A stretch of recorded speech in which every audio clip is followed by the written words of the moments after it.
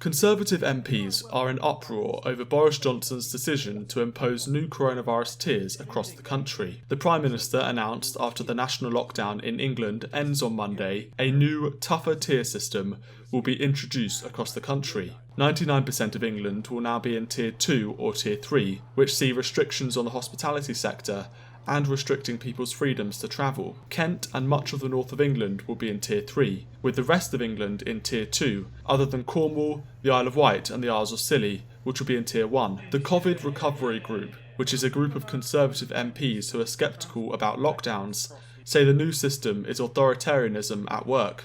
In particular, MPs who will now face Tier 3 in their constituency are concerned about the fairness of how the tiers were imposed and the impact of the tough restrictions on local businesses. It may be administratively convenient to treat Lancashire exactly in the same fashion, but it's not fair.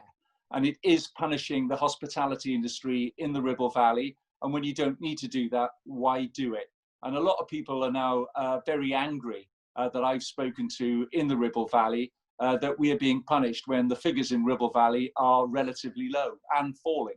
Well, it's a bit of a surprise, frankly, because we went into lockdown at Tier 1. We haven't seen a major rise in cases. Indeed, in many of the villages of the community I represent, there are no cases at all. And yet we've come out at Tier 3, despite the fact that Wealdon, right next door, that has got higher cases than Sevenoaks, is in Tier 2. Well, I think a lot of people are frankly curious to know what evaluations were made by the government and see the analysis that went into these decisions.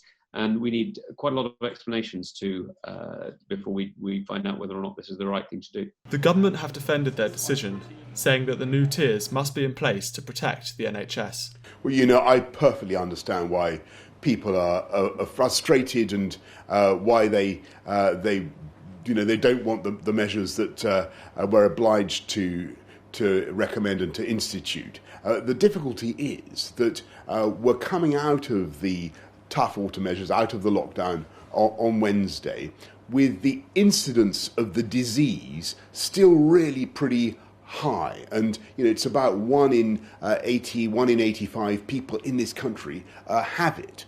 And what we all need to do is use this tough tiering, which is, as I was saying just now, it's more relaxed by a long way than the current lockdown measures, but use the tough tiering to drive the disease down, both in the Tier 3 and the Tier 2 areas, until the vaccine comes on stream, which it will, we hope, over the next weeks and months.